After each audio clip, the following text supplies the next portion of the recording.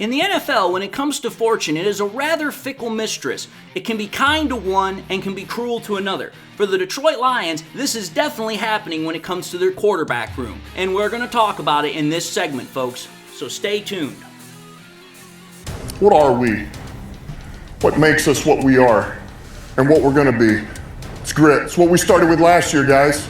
Doesn't matter if you have one ass cheek and three toes. I will beat your ass. Can definitely compete with the big dogs. 10-5 end zone touchdown Detroit Lion. You guys are unbelievable, man.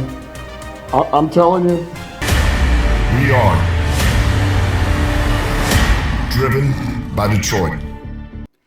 Hello, Lions fans, and welcome on back to yet another episode of MCM Motor City Mania. I'm your host, David T. Pike, and as always, we're diving on in.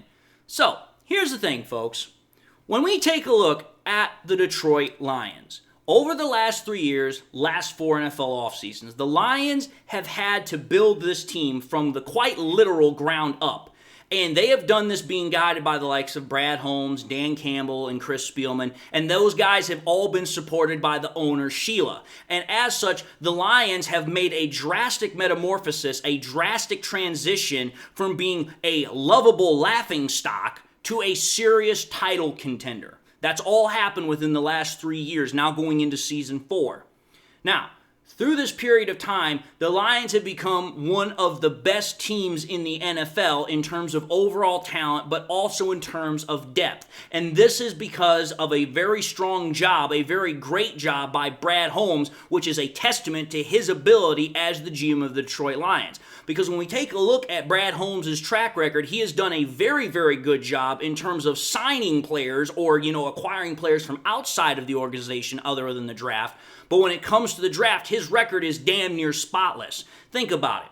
When you take a look at his track record in terms of drafting, he's drafted Penei Sewell, Hutch, Amon-Ra St. Brown, Jamison Williams, Aleem McNeil, Jahmyr Gibbs, freaking Brian Branch, Sam Laporta, other guys like Kirby Joseph, Jack Campbell. These are all guys that are immediate impact kind of players, or they're players that are about to break out that have done an excellent job for the Lions. But then when you take a look at what he's done in acquiring players from outside of the organization, whether it's by signing them in free agency or trading for them, it's just as impressive. He went out this offseason, signed Kevin Zeitler and DJ Reader. He went out in the very early period of 2021, got Alex Anzalone. Last year, signed Graham Glasgow and David Montgomery. Traded for Carlton Davis this year. And then in the very beginning, traded for Jared Goff. So Brad Holmes has established himself as a GM that can do both sides of the equation, whether it's acquiring talent outside of the organization or drafting talent very, very well. Now, here's the thing, folks.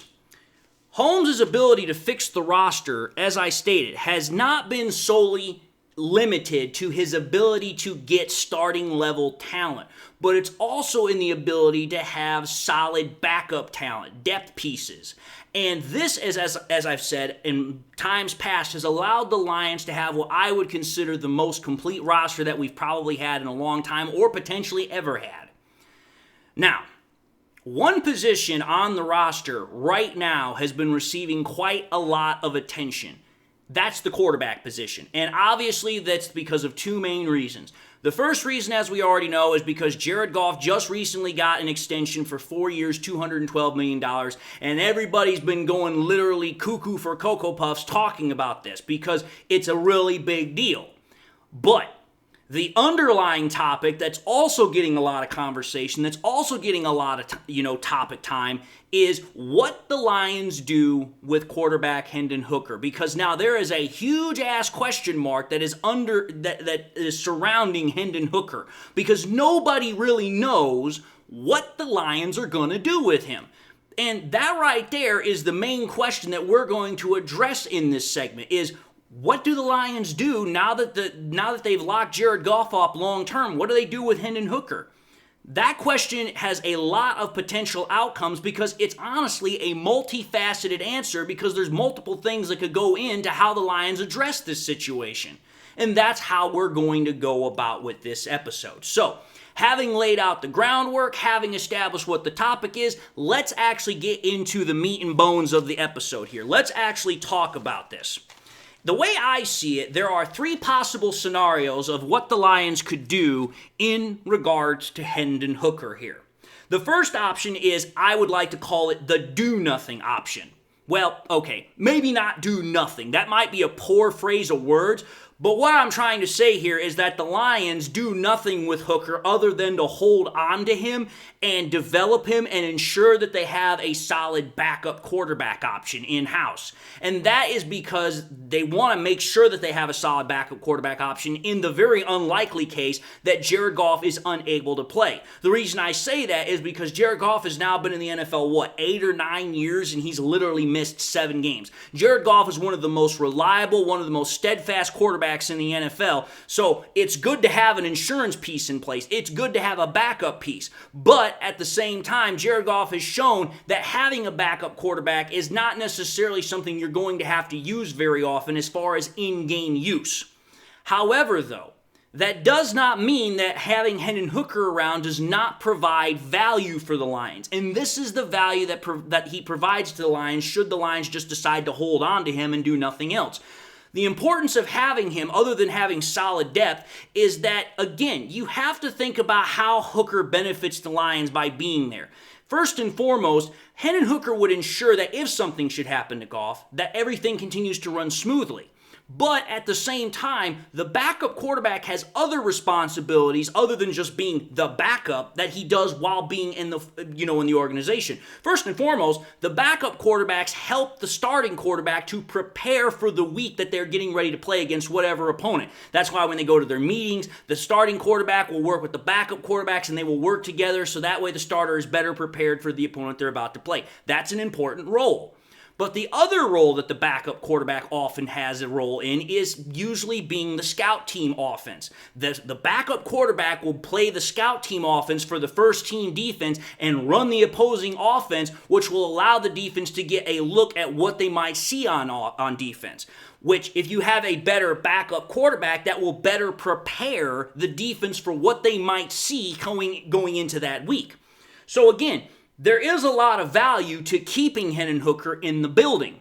And you have to think about it. There have been many, many times over the course of the NFL where a quarterback, the starting quarterback, has gone down with injury and it has completely derailed a team's ability to have a successful season. And there was probably no better example of this than the literal last season. Think about it. Last season, 2023, the NFL had the most starting quarterbacks that went down with injury in a long time. Think about it. There were 7 quarterbacks, starting quarterbacks, that went down with season-ending injury and were put on IR. If you think about it, these were the quarterbacks. I have to pull the list up because I'm trying to remember all of them here. You had Aaron Rodgers with the Jets. You had Justin Herbert with the Chargers. Kirk Cousins with the Vikings. You had Deshaun Watson with the Browns. You had Anthony Richardson with the Colts. You had Daniel Jones with the Giants. And you had Joe Burrow with the Bengals. Now think about it. All of those guys right there are the starters for their teams. So I decided to tell myself, okay here. How many of those guys' teams made it to the playoffs after, first and foremost, they were out of the season? But also, what was the record of the backup quarterback or quarterbacks? Because some of these teams used more than one. What was the record of said quarterbacks that came in relief of the starter that was injured? Take a look at this. For the Jets, we pretty much already know. Since Aaron Rodgers got hurt in the very first game, like 5 snaps into it, pretty much you're talking about a 7-10 record because Aaron Rodgers didn't do anything but take a couple of snaps and then he was done. And over the course of the season, the Jets used 3 backups. Obviously, they didn't make the playoffs with a 7-10 record. For the Chargers, they had 5 games where they didn't have Justin Herbert because Justin Herbert, realistically, he gutted it out through the entirety of the season. But in all 5 games, the backup lost all the games. Chargers didn't make the playoffs, and as a likely consequence, their head coach got fired. Now Jim Harbaugh is the coach. You take a look at the Vikings. As we know, Kirk Cousins got injured because he tore his Achilles tendon. That meant that then you had 2 backup quarterbacks that came in, Kellen Mond and also Nick Mullins. They had a 3-6 record after Cousins got injured, didn't make the playoffs. Then you have the Cleveland Browns. The Cleveland Browns are a very interesting, I would say, situation here. When Deshaun Watson got hurt, there were 12 games where 4 different backups were used for the Browns. And the Browns in those 12 games went 7-5 with those backup quarterbacks. and they made the playoffs. Now, obviously, the most prominent backup quarterback was Joe Flacco. But the point is, out of all the teams that had this situation happen to them last year, the Browns are the only ones that made the playoffs. The Colts, Gardner Minshew, one backup quarterback. They went 9-6, but unfortunately they couldn't make the playoffs with Gardner Minshew. The Giants, they had two backups. I believe it was Danny DeVito and Tyrod Taylor. Both of them went 5-7, didn't make the playoffs. Joe Burrow, they had one backup. I think it was Benning. He went 4-3 in relief of Burrow. They didn't make the playoffs. The whole point I'm trying to draw at here with this is that having a quality backup is important to a team, because if you have the ability to have a starting quality backup, a backup quality quarterback, that can come in relief and start, it could help you maintain your season until the starting quarterback can come back from injury. No. So that's reason number one, and option number one, I would say, as to what the Lions could potentially do. Now, option number two. I'm going to say this. This one is probably the most unlikely scenario, the most unlikely option, but it's the trade right away option. This to me is unlikely and also the most stupidest option, because it just does not fit what Brad Holmes and the Lions do. The Lions have never been impulsive. They have never been knee-jerk reaction kind of individuals as long as Holmes and Campbell have been there. And I'm going to say this right now. The only way something like this happens is if Brad Holmes gets a very appealing offer from a team for Hooker some point in this season. And the way I look at it is the Lions are not going to actively shop Hooker. So there would have to be a team that would have to show extremely fond interest in him in order for Brad Holmes to say, okay, we're going to move off of Hooker here. Like, some team would have to really want him and have to put up a pretty high, price tag in order for Brad Holmes to say, okay, yeah, we're going to trade Hendon Hooker. Because like I said, I don't see Brad Holmes actively shopping him. That just doesn't seem like a Brad Holmes move. However, we also know that stranger things have happened in the NFL. But like I said, I just don't see that situation happening unless a team comes up and offers like a third or a fourth round pick or some other kind of package where it's like, hey, maybe a lower round pick with another player, something like that. Because I just don't see Holmes making a move like that jeopardizes the quarterback's room stability. However, though, there is one potential wild card that is in that situation that could force Holmes to do something, and that's Hendon Hooker himself. Now, understand what I'm about to say here. I'm not saying that this is what Hendon Hooker will do. I'm not saying it's what Hendon Hooker is prone to do. I'm just simply saying we have seen stuff like this happen in the NFL. I'm not trying to say anything bad about Hendon Hooker. I'm just simply offering this as a plausibility because, hey, I'm not in the building. I don't know what goes on. I only know what I see from the outside looking in. But let's think about this here. Hendon Hooker is as smart as anybody in the NFL, and I guarantee you this, he's able to read the writing on the wall just like anybody else. The only way that Hendon Hooker is going to get a chance to start in the NFL is if he leaves Detroit. There's no chance of it happening with the Lions. There's just none. You take a look at Jared Goff's new contract that he just got. He's got 1 year left from the original contract that he got with the Rams way back in the day. Then his actual extension starts next year. Well, if you take a look at the contract on SpotRack, the Lions don't have a potential out until the very last year of the contract, which is in 2028. Well, think about this here, folks. Hendon Hooker's 26 right now. That is literally 4 years down the road. The Lions are not going to hand the reins of the starting quarterback job over to a 30-year-old, almost 31-year-old quarterback. It's not going to happen. That's way too late for a guy to officially start in the NFL. So if I'm Hendon Hooker, I'm reading the writing on the wall. Listen, I don't have a shot starting here. There's no future for me as a starter here.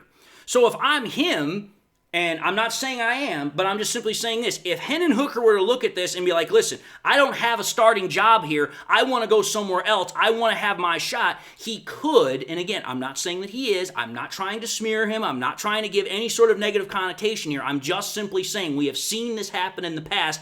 Hendon Hooker could demand a trade where he wants to go somewhere else because he's impatient. He does not want to wait.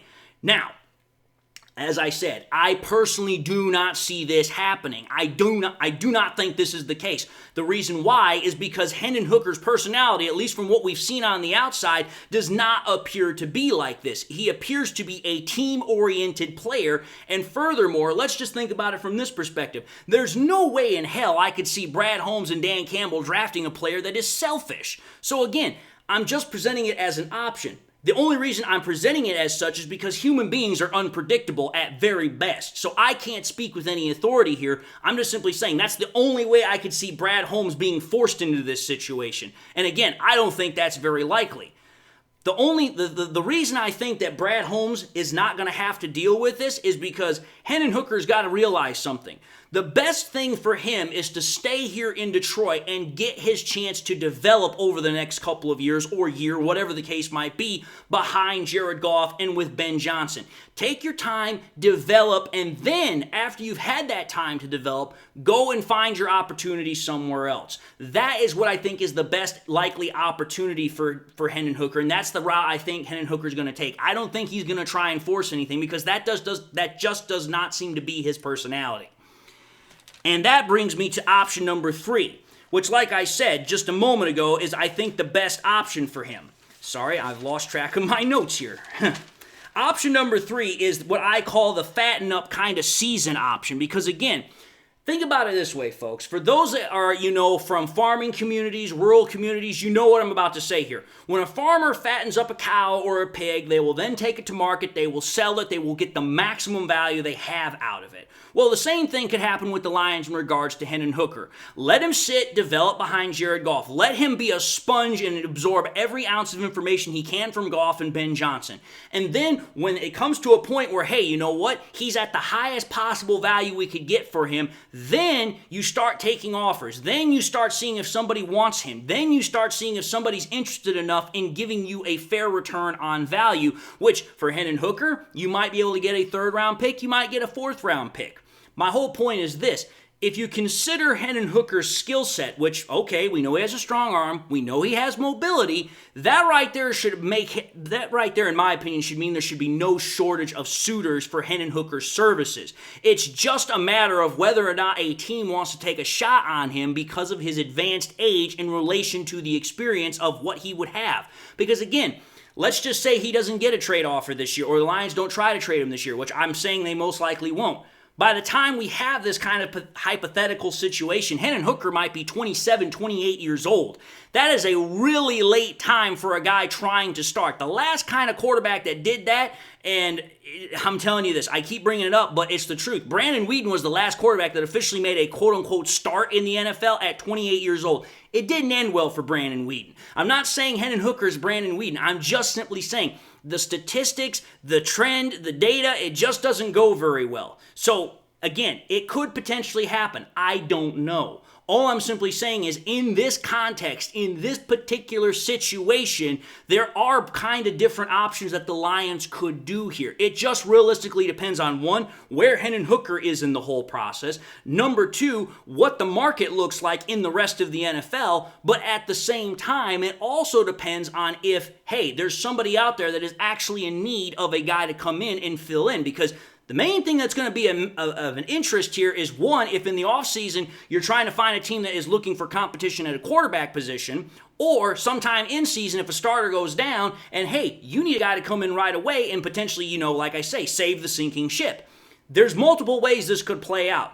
But again, the way I look at it is the most likely scenario is either Brad Holmes and Dan Campbell do nothing and keep Hendon Hooker here in Detroit, let him get seasoned up, let him develop, or instead of letting him stay here the entire time of the remainder of his contract, they do the exact same thing, but then they say, okay, we want you to have an opportunity to go and play somewhere else. We've already got our guy. We're sorry about your bad luck, but hey, Goff is our starter. If you want to go somewhere else, we will try our best to accommodate you the best we can.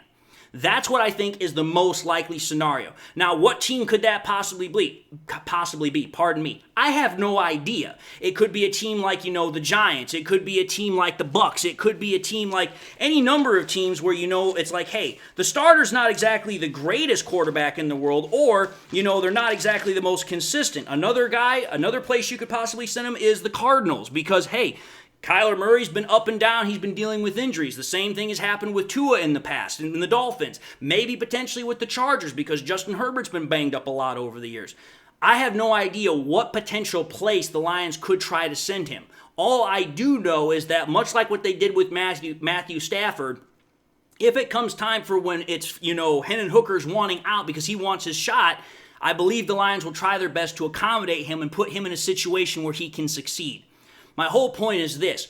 When you take a look at this situation and what it is a very complex situation. There is no just clear-cut black and white answer. You have to take a look at multiple layers. You have to take a look at multiple situations to try and see what is the best possible situation that the Lions can put themselves in to take advantage of. But at the same time, what is the best possible situation for Hendon Hooker, and how can he get the most advantageous situation here? That's why this whole situation in and of itself is very complex. It's very difficult to try and figure out what is going to happen.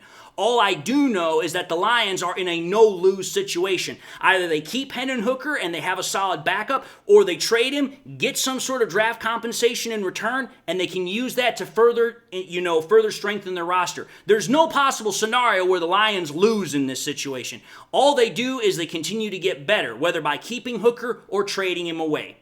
But in any case, I figured I'd talk about this because this is a topic that is very, very difficult to try and get a read on, but I try my best. I try my best because this is a topic that I know people have asked me to talk about. These are my personal thoughts. Whether or not they're 100% right, I have no idea. But I do know this. This is a conversation we're probably going to have a couple of more times over the next couple of months, if not years. But with that having been said, I'm going to end the episode, and I just want to say thank you all for watching in another episode of MCM Motor City Mania. If you like what you saw, by all means, I encourage y'all to watch the next episode. Also encourage y'all to do one of these three things: like, comment, and subscribe to the channel. If by chance you subscribed in the past, forgot to do so at the time, or you just subscribed and not had a chance to do so, highly encourage y'all to please make sure you subscribe because it helps the channel out. But also, after you subscribe, please make sure you hit that bell notification icon as well, so that way you never miss any more content that I push out. Again, subscription numbers are always going up, but we want you guys to come back so that way you guys never miss any more content, so please make sure you hit that bell notification. Also encourage y'all please to share this content with your Lions friends and family members. Share here on YouTube, share it on Twitter, share it on Facebook, share it anywhere and everywhere you can with everybody and anybody that you can. The more we can share it, the greater the channel grows and spreads. And with that being said to everybody, I hope y'all have had a great day. I hope y'all have something that makes you happy, makes you smile, and I hope y'all enjoyed the content. And with that, just want to say to everyone, God bless, and until the next time we meet, I'll see you all in the next episode.